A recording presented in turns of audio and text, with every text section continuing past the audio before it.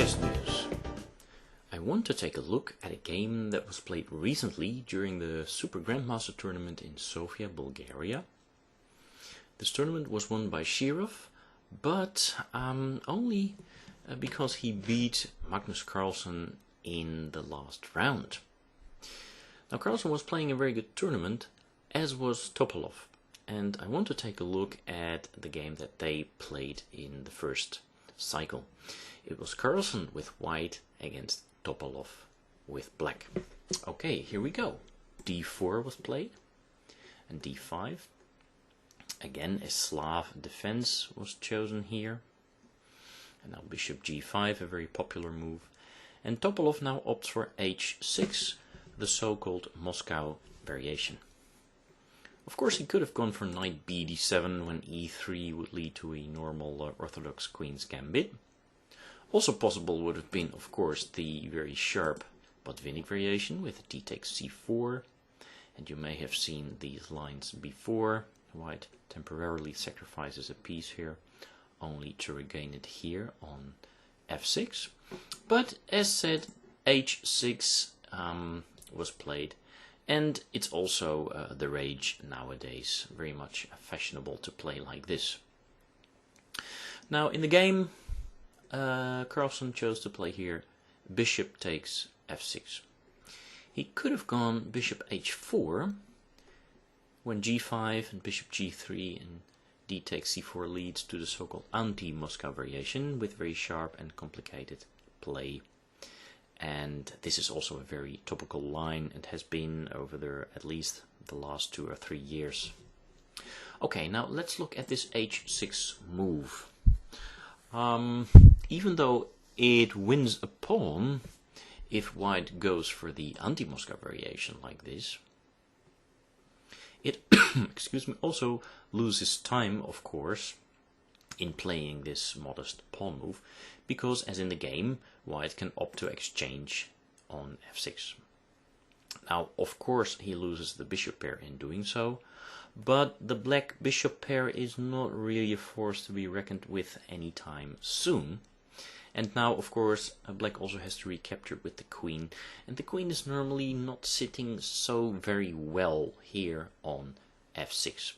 And you can see, and that's also what happens in the game, that after e3, white has very easy development, and it still remains to be seen how black is going to create some counterplay, even though his position is very solid otherwise. Okay, now knight d7, the normal development move, of course, and white also continues developing bishop d3. And here the most common move is d takes c4, which was played by Topalov.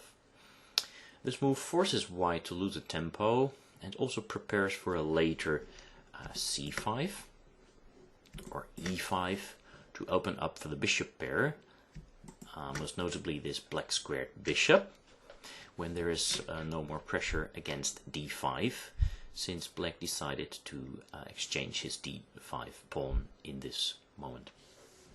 Now Carlsen recaptures, of course, his bishop is under attack, and now Topalov prepares to end his development by fianchettoing his king's bishop. Now Carlsen castles, and bishop g7 follows. And here we are at a crossroads. A lot of moves have been played here, and the most common is probably rook c1. But the move that Carlsen plays is very much playable. He plays here e4, making use of the fact that the black pawn that was sitting on d5 is no longer sitting there, so of course it cannot take any white pawn that appears on e4. And now white, of course, has a very nice center here. Now he has to be a little bit careful, because this move weakens the d4 pawn. For the moment, it's of course defended well enough, but it also means that maybe in the near future black will have some play over these black squares, for instance. Okay. yeah, let's remove these arrows, because there is something I want to say about this moment. In the game, Topalov played here castles, allowing Carlsen to play e5. And I'm really not sure if that was a good choice. Now, of course, Topalov could have seen e4, e5 coming, because that's maybe why white plays e4 after all, right? To also have the option of playing e4, e5. And playing e4, e5 would really hem in the bishop from c8, and also kind of hem in the bishop on g7. And if the bishop pair is black's compensation for the fact that white has the much better development and that he has a strong center, then why on earth would he allow e4, e5, which locks up his bishops?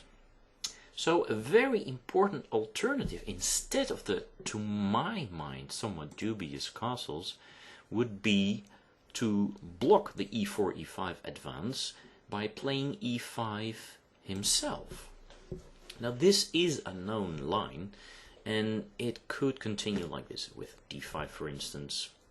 And now knight b6 would attack the white bishop, and if the white bishop retreats, then at least black has managed to open up the c8 h3 diagonal for his white squared bishop, his light squared bishop. And here he could go bishop g4, for instance.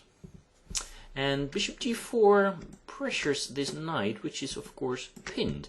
So at some moments he may even threaten to give white a double pawn on the f-file. And also for the moment, white does not seem to have real activity in the center, because he would very much like to put a piece here on d5, but for the moment there is sitting a pawn, and the rules do not allow two pieces on the same square. So if he were to try and free this d5 square, then of course he would not be able to do so with d6, because this pawn would still cover the d5 square. And also exchanging here on c6 is, I don't know, not so convincing to my eye, because black would recapture, of course. Consequently, he would still protect the d5 square. And also this pawn, in a later stage, could move forward, harass white's pieces. And of course there would also be the half-open b-file for the black rook to occupy. So, and in this position, maybe at a proper moment, when black has castled, black could even try to maybe reroute his bishop over the black squares, and he would really have strong black square control here. So in this position, after e3, e4, black really needs to talk to his pieces, and I suppose the most important pieces here are his bishops, because they are supposed to be his compensation, right? And yeah, I think maybe e5 would have been a better job opening up this diagonal here. Anyway, in the game, Topalov chose castles when Carlsen went for e4, e5. Now here we see that the queen is vulnerable on f6, it is simply attacked, and it has to retreat now. Queen e7. Now of course, in playing e4, e5, this pawn also may have become a little bit vulnerable, and of course it's attacked now by this knight and by this bishop. So the breaking move c6, c5 should be considered now for both sides. But Magnus, a very strong player,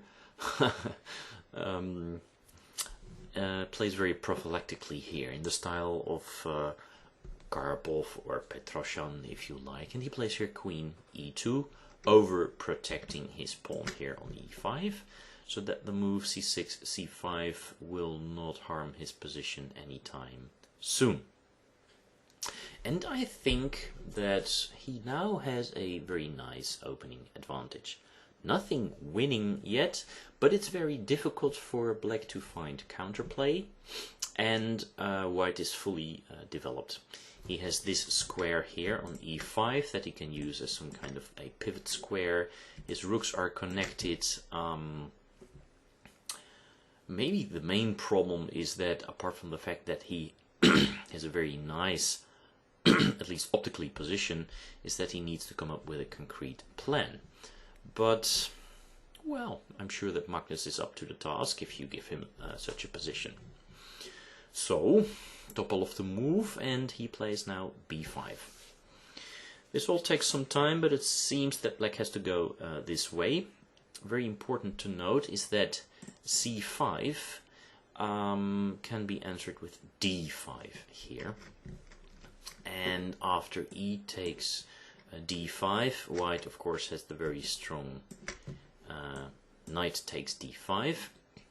When black is not in time to capture the pawn on e5 because his queen is in danger here. So I think that black is already close to losing here. If he is not careful, then white will also throw in e5, e6 and simply blow up the whole black position here.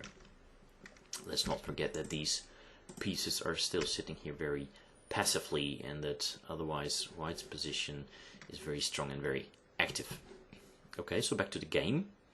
b5, this attacks the white bishop, but Magnus is happy to retreat it, bring it to another diagonal, a very active diagonal, sometimes toying with the idea of maybe sacrificing the bishop on g6 or attacking this g6 square with such moves as h4, h5, really harassing white's king side there.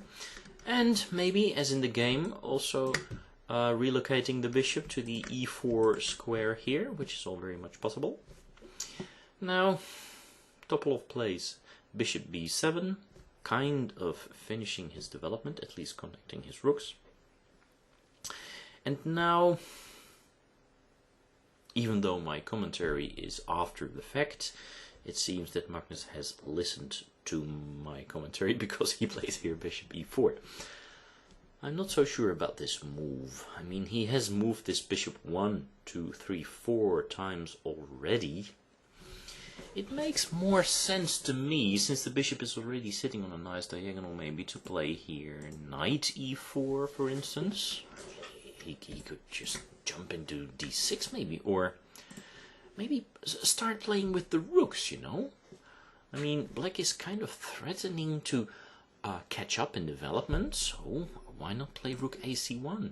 Try to put the pressure on, and then yes, maybe with such ideas as knight e4, c5 or d6, just try to pressure these pawn positions here.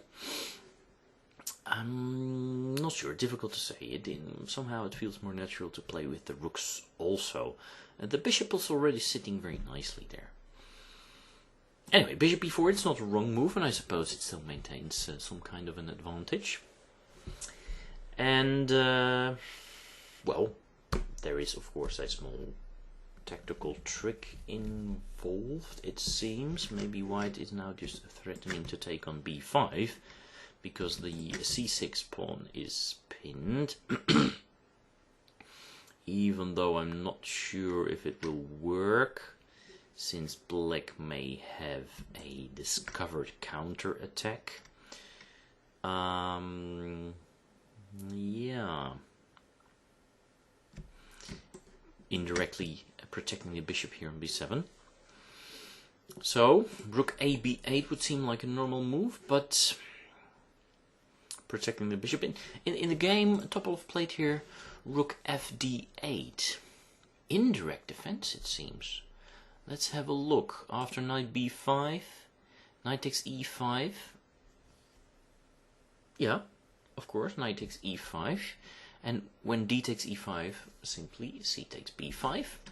And the queen, as I saw earlier, is protected, is protecting the bishop. So this position looks okay.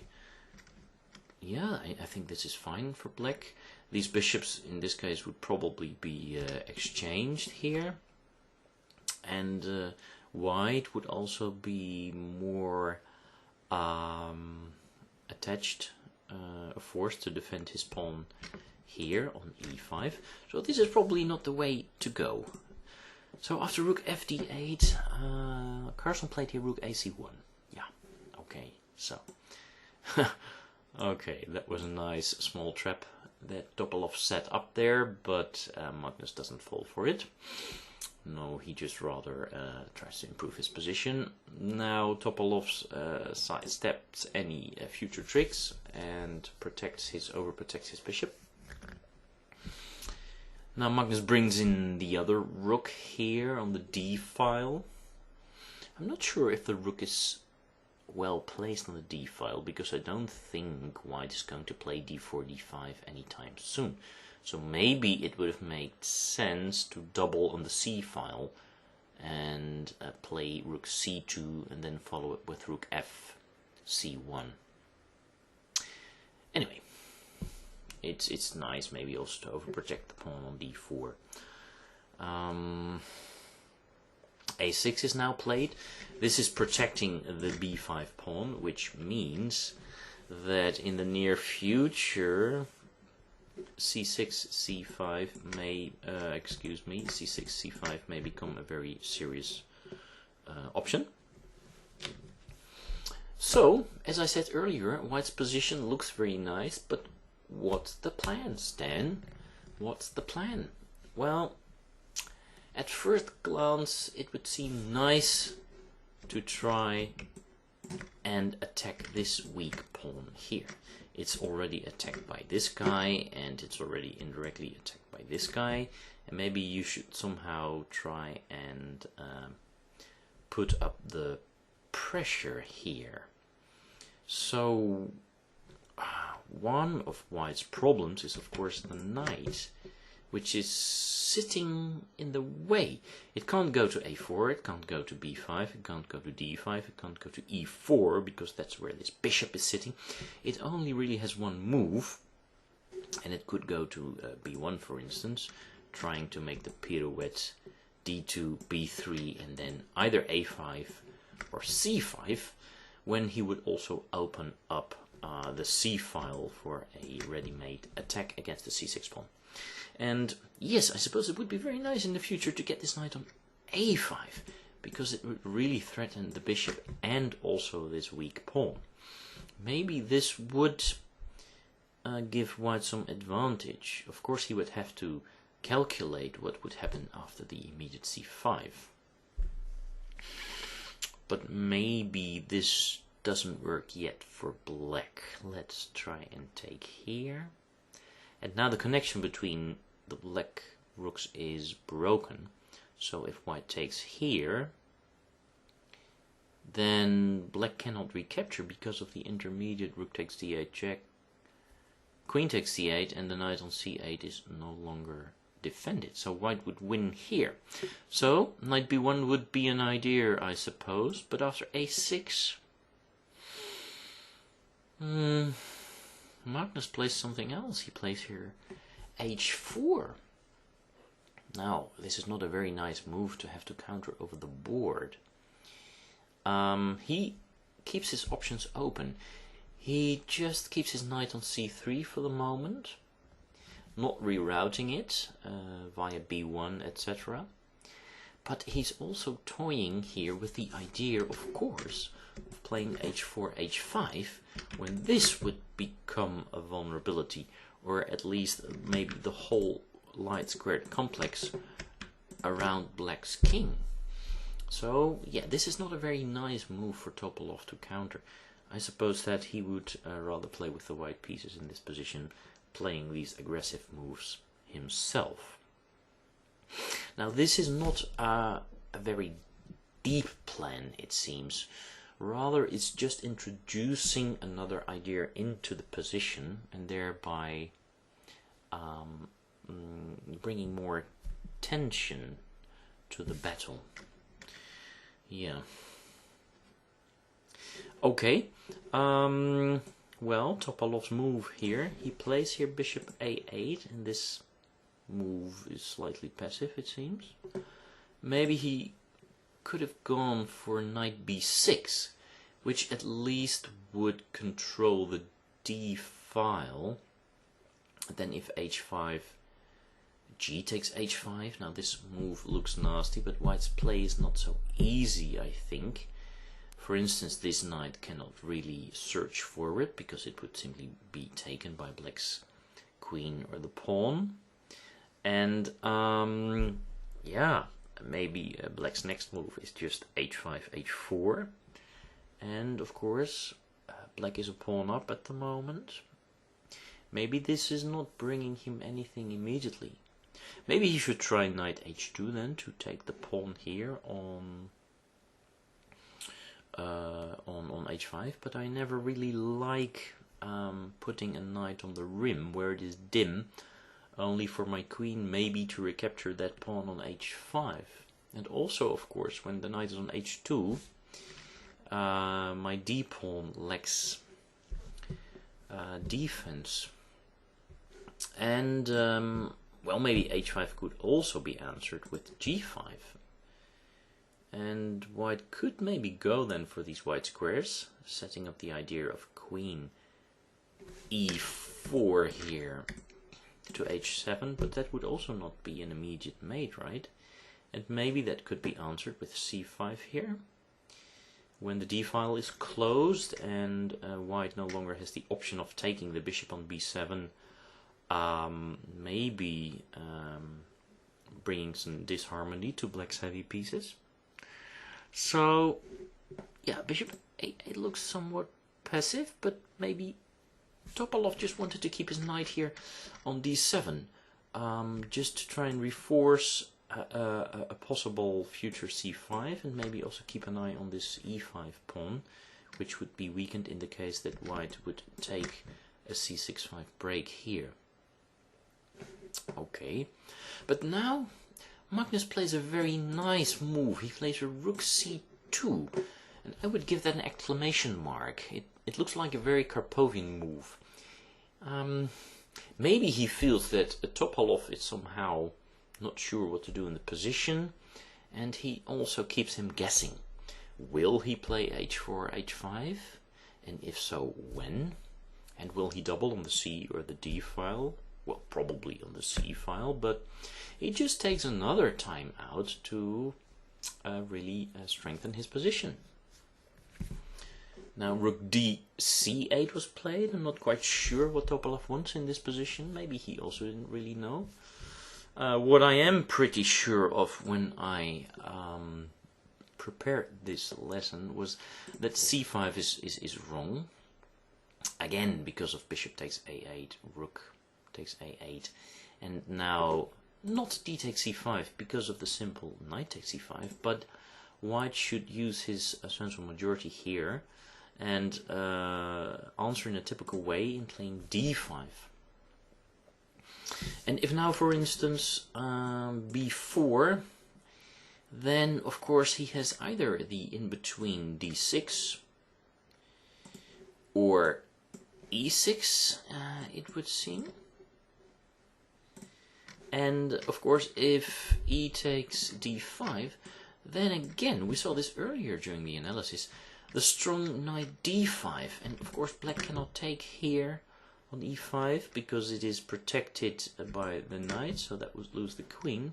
But at the same time, he has to do something about his queen here, and yeah, he can't go to e6, he can't go to e8 because of the knight fork here. So if he goes to f8, then probably e6 is very strong. So this should be considered a very good position for white. So no c5 there, but rather rook d c8. Well, rook d c1, white has managed now to improve his position. And again, Topalov plays a rather strange move, the meaning of which defies me. Probably just waiting here.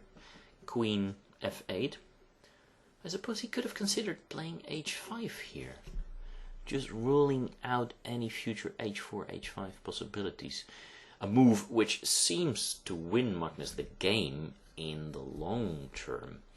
But of course, yeah, having to play such a move is also not very nice, because you give away the g5 square. But then on the other end, it's not immediately obvious what white is gaining in putting his knight on g5. Again, the d4 pawn would lose some support, and maybe in conjunction with some light squared sacrifice here against this pawn chain, white could have some threats. But let's not forget that black always has his knight ready to protect some very vital light squared points in his king side there. Okay, so maybe h6, h5 was an option here. Anyway, he went queen f8. And now Magnus plays a4. So it seems that the waiting pays off. Magnus is now the first to initiate some action. He could have gone h5, when probably g5 would have been the best option here. Notice that in this situation, white might even try to go here, knight h4, since that square has now become accessible. The queen is no longer sitting on e7, but in the game he played a4. But I'm not sure if this is the best try. However, it seems that Topalov now falters. He plays c5, but it seems based on a miscalculation. I think a better try would have been b4 to dislocate the white knight, force it to go to b1, and only now play c5 with the knight on b1, not supervising the center, of course. And that makes a lot of sense. Play could continue. Bishop takes a8, rook a8.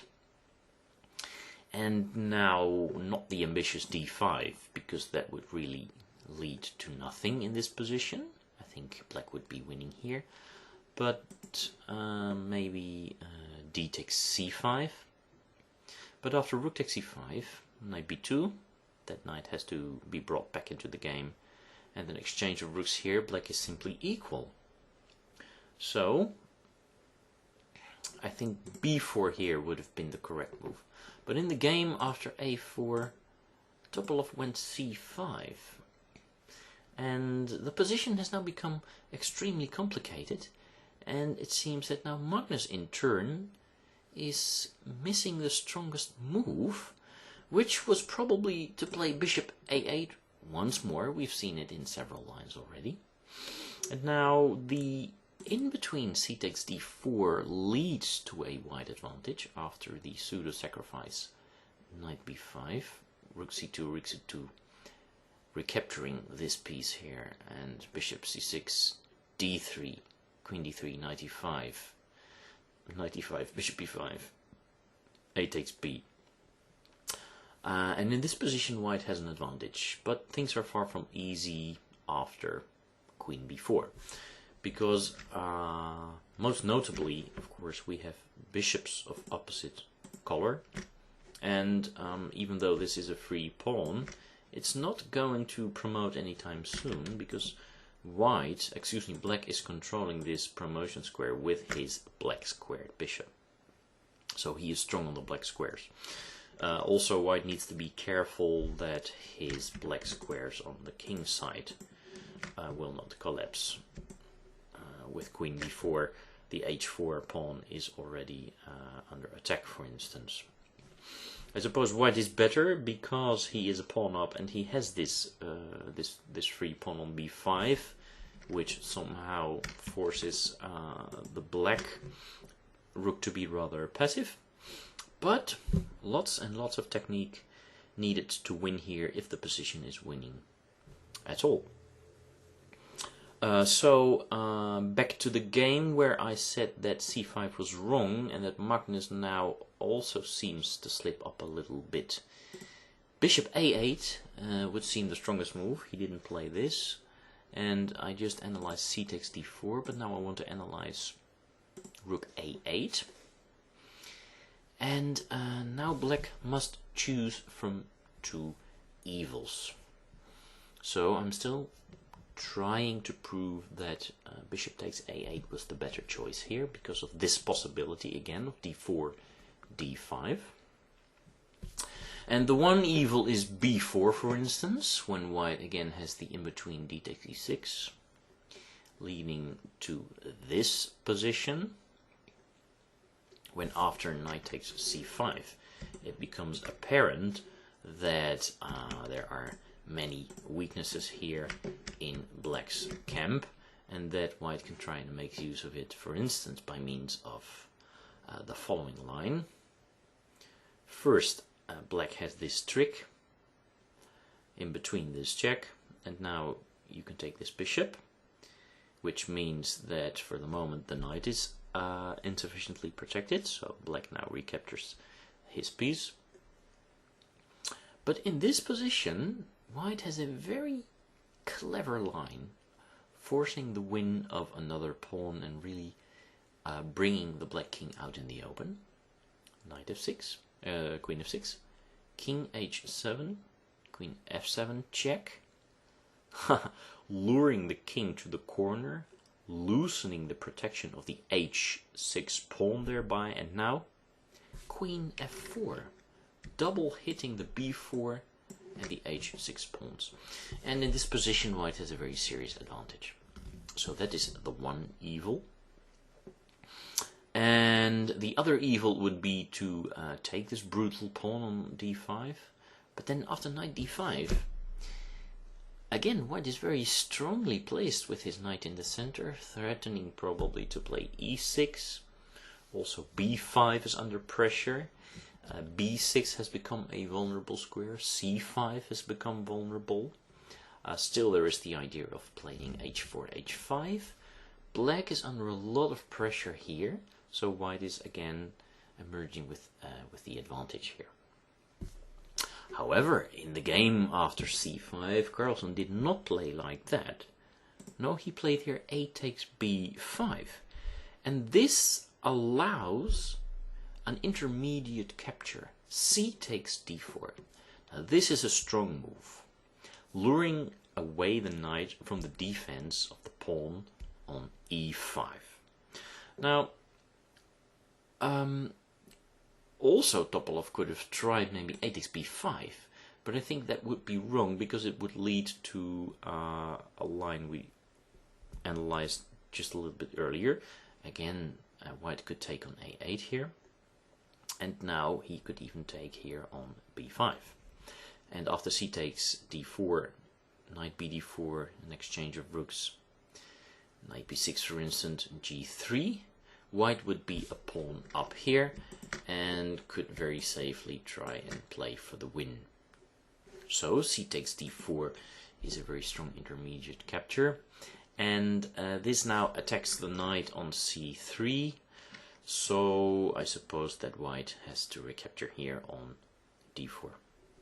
But now again Topalov makes a mistake, and this time it's more serious. He should have gone for a takes b5, when after knight db5 he could snatch off this pawn, for instance, or after knight c takes b5 he would be able to exchange one pair of rooks like this, then the bishops on e4, and after queen b4 white may be a pawn up, but he's going to lose it very quickly, because he's very much tangled up. First and foremost, black is now threatening to win this knight, because this knight here is of course pinned to the queen.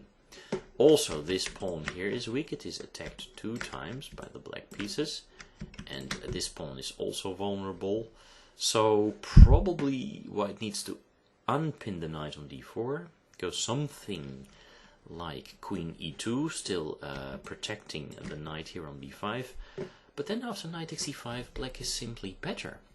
Now he has a beautiful bishop, the diagonal has become completely open, and he's very much in white's position, you know, very, very nasty here. So I think that's what he should have played, a takes b5 here. However, he went here, bishop takes e4, And now white recaptures with the knight, and now Topalov no longer has time to recapture on b5, because after a takes b5 there follows knight c6. And that is the big difference. He's blocking the c file and allowing, in this case, white's knight to jump into his position. So after knight takes e4, he first has to take this rook here on c2, recapturing. And now, not knight takes e5, because then b takes a6. Really gives white very strong chances here on the queen side. But a takes b5, which is the game. But again, knight c6 is now possible, and this was not possible in the a takes b5 line we saw earlier. So here, after a takes b5 and knight c6, black seems to be fighting an uphill battle from now on. The white knights are coming in very strongly.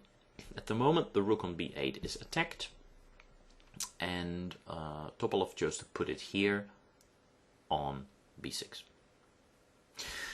Now, this pawn is still a little bit of a weakness, so Magnus now plays f2, f4. A very nice consolidating move, confirming the advantage, and white makes his knight better by condemning the opposing pieces to passivity. This guy is really hemmed in again, and this guy is also not very fantastic. It really cannot jump forward. So Topalov tries to make the best of it, and he moves now queen a8, seeking to arrest the white position as much as possible over the long diagonal, and maybe possibly also over the a file. But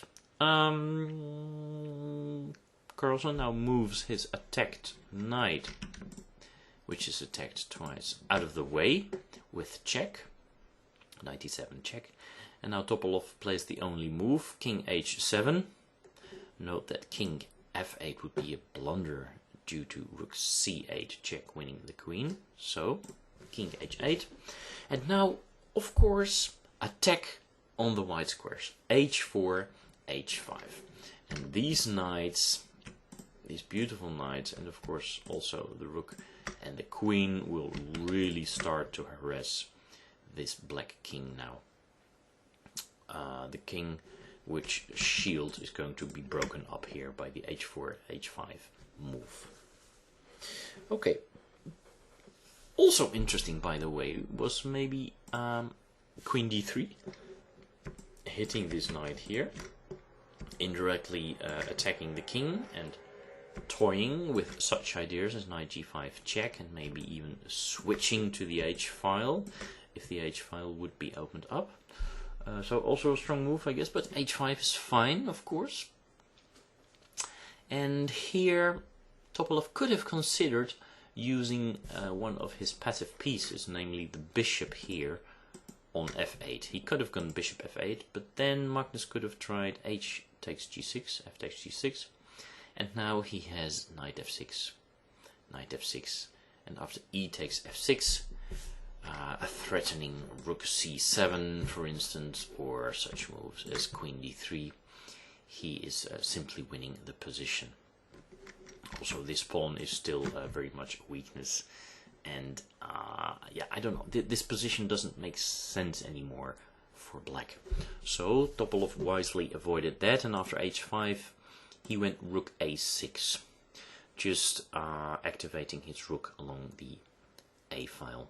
Well, of course, here comes the shattering, h takes g6 check, and the recapture. And now a fantastic move by Magnus. He plays here rook c7. Great calculation, and he has spotted a very nice idea. Okay, well, there were some options again to be calculated here.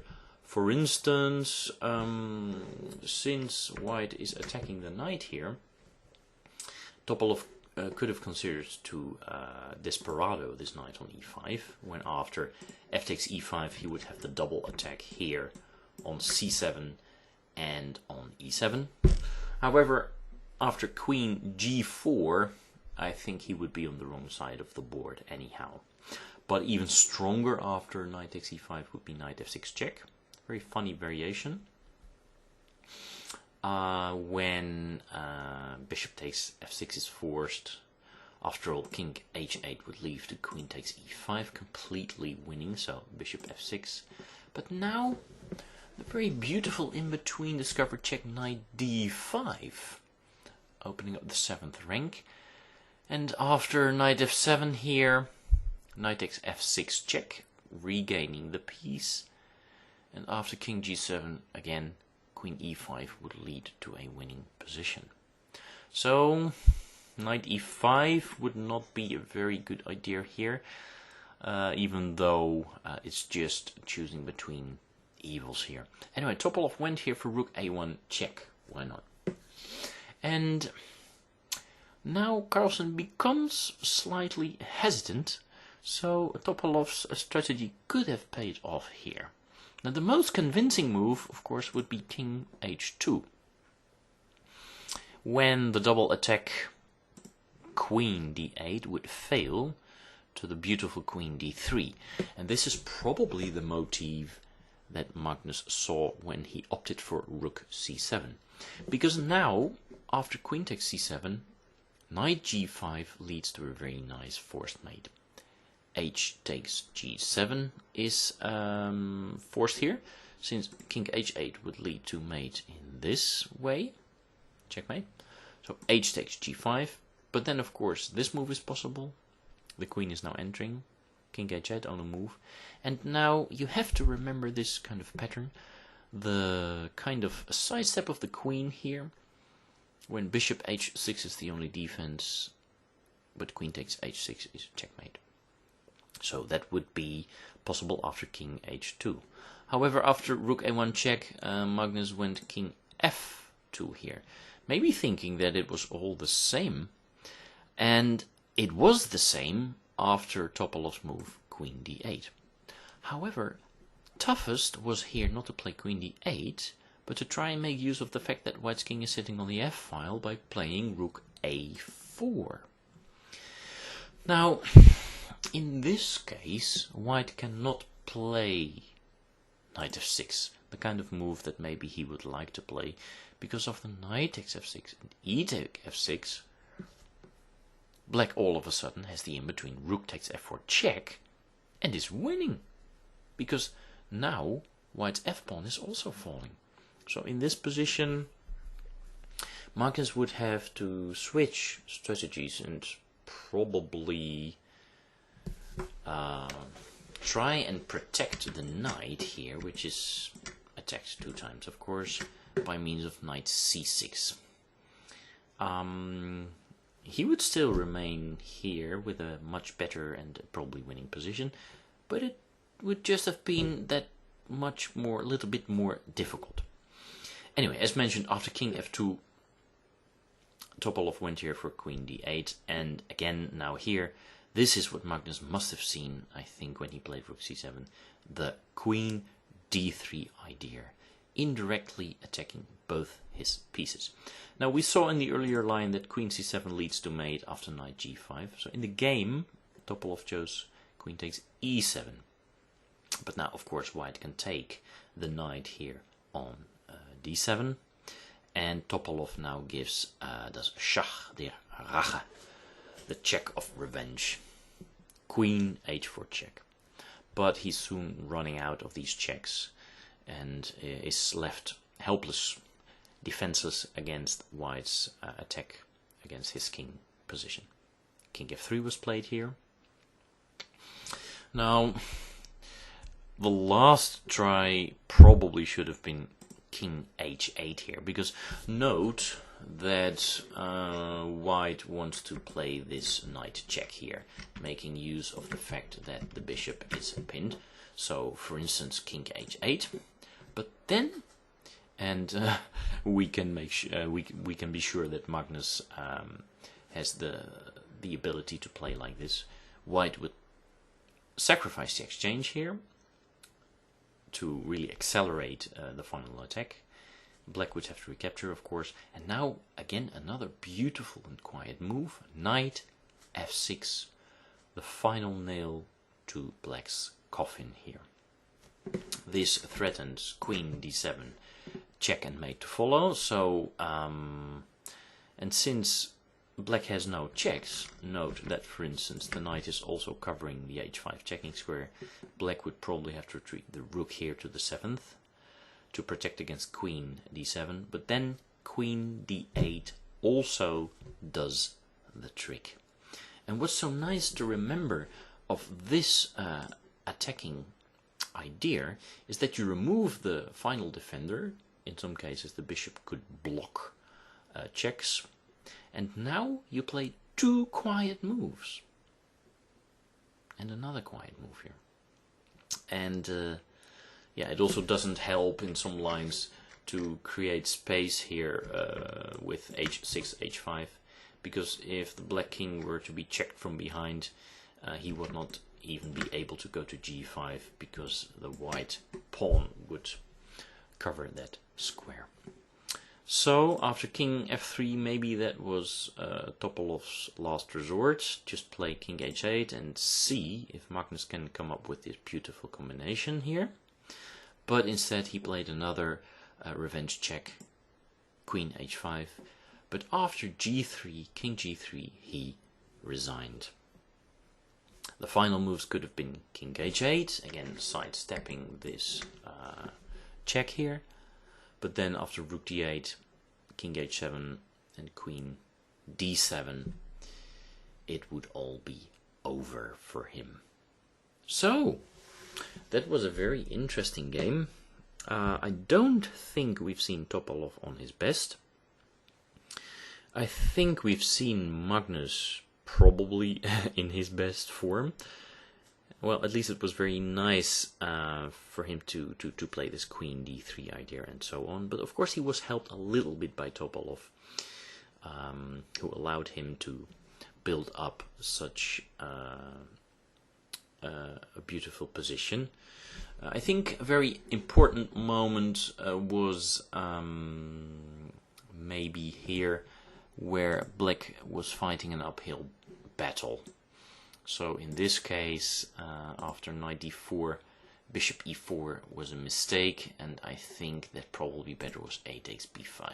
But here the position was really very complicated. Bishop e4 leading to this knight c6 position. And before that, I think Topalov should have tried to prevent coming in such a passive position, which is probably also not very much to his liking, which maybe made him play weaker also. And I think he should have gone, let's see, on the 11th move already, he should have gone e5 here instead of what he played, castles. e5 designed to give his bishops, or at least the one from c8, a bit more breathing space. Anyway, in the end, Magnus managed to play a very nice combination with queen d3 and so on, and won a deserved victory. Okay, well, that brings us to the end of this game analysis. I hope you've enjoyed it. Please, until next time, bye bye.